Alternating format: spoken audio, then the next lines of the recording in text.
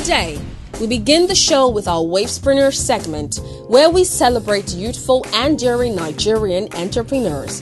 This week, we will be letting you in on our chit-chat with the blooming e-commerce entrepreneur who runs an online grocery shopping service that supports busy women to achieve success in the home front as well as meet their career goals. We're talking about no other person than the person of Ojuolape Arojo. Ojuolape is an alumni of the British Government Chevening Scholarship. She holds a master's degree in innovation, entrepreneurship and management from the Imperial College London and a first-class honors bachelor's degree in economics from the prestigious University of Lagos. This is one conversation you do not want to miss for anything.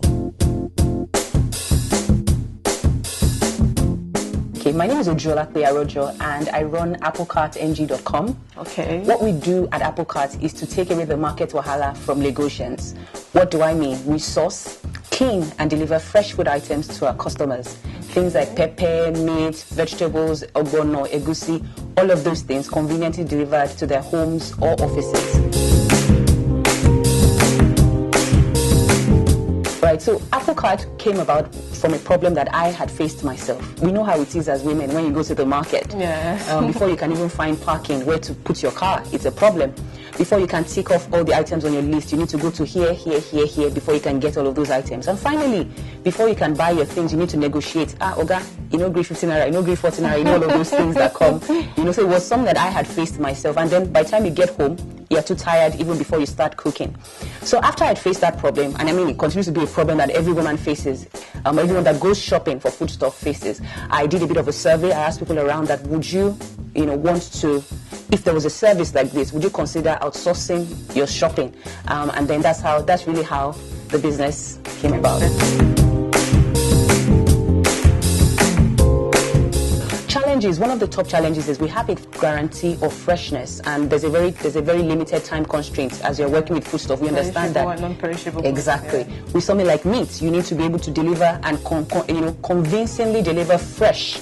Your meat item, your tomatoes, all of those things. So that's a big challenge for us, being able to work within that very limited time frame. There's also the problem of logistics. We all know how Lagos is with traffic, It takes people, on the average, let's say about 3 hours to get to their homes from their offices and that way. So for us, logistics is a big challenge, being able to get items to the customer early enough and within their time frame. And one of the other things is also trust. We understand that this is an e-commerce space. You want to be able to know who it is that you're entrusting your money to. Exactly. So we overcome that problem by actually using customer referrals. So we have people tell others that, okay, we've used them, you can trust them because I found that what they're doing is top notch. So that's one of the ways, those are some of the ways that we overcome these challenges. You also asked about prospects. Yeah. E-commerce is very young in Nigeria, which means that there's quite a bit of uptake. People are beginning to accept that you can shop things like foodstuff online. People say, you can buy foodstuff online. That's interesting. So so that's a big prospect for us as we move forward with life. We see that it's an era that people are beginning to warm up a bit more to.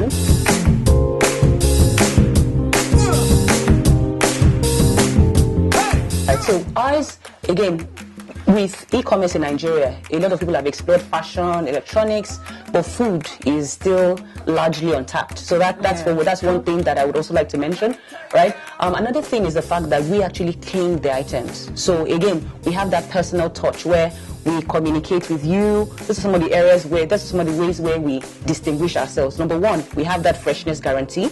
Okay. Number two is the fact that we communicate with you on that very personal level, and then we clean the items. So we know that, when you get home from the market, you spend another maybe 1 hour. Washing. Exactly. Washing, cutting, cleaning. But we do all of that so that we call it ready to cook. So you can receive your items ready to cook, and, the process is sped up. For me, I don't think it's a singular experience, but it's just that ability to be able to support women. Now, we understand that in the career space, about 30% of women make it to executive position. And that's because one of the key reasons why women drop off in terms of their career progression is because they think they need to focus more on the home front. Exactly. They think that the home is suffering because the career is progressing. So for us, it's rewarding being able to support them and say that you can succeed in both. You don't have to give up either side of the equation. Yeah, so that for us is very rewarding as a business. Right, so we work with partners. So depending on what it is, we have logistics partners that help us with that last mile delivery.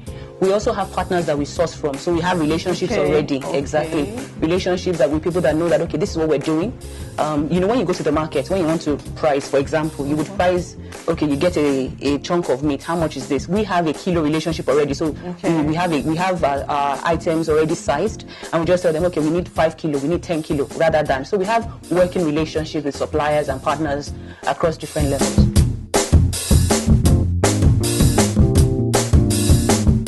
I would hire someone in our sourcing department, and the idea is this.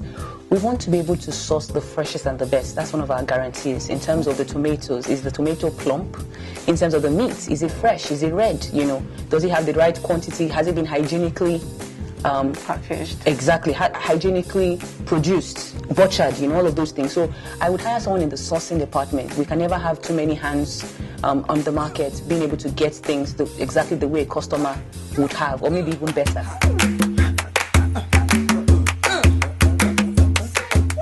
I would flip that and say that one of my biggest prayers as a person, I'm a Christian, one of the things I pray the most for is to come to the end of my life with no regrets.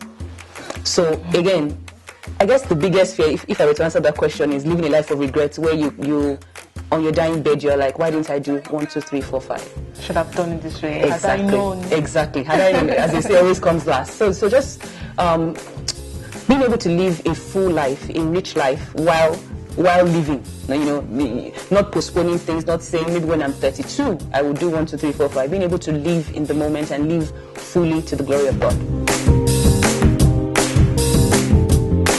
Wasting my time, it sparks my head.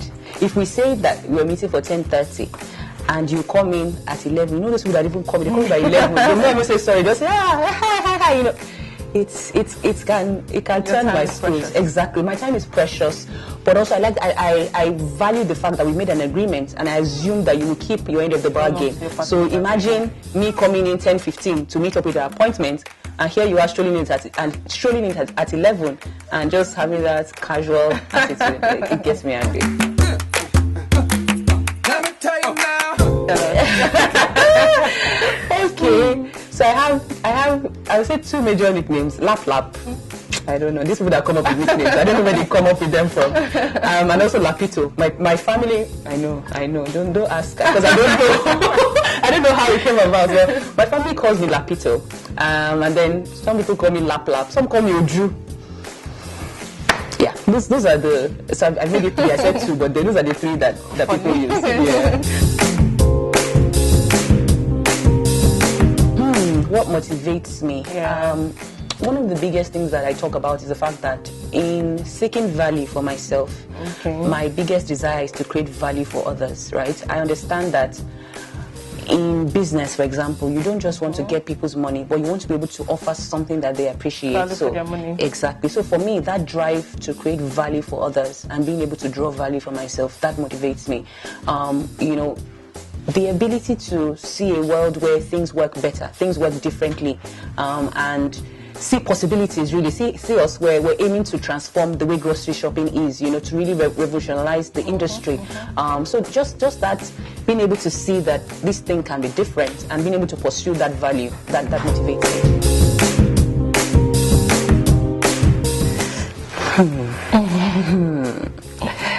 I would confess and say that when things are tough, right, it comes to mind, do I just go back?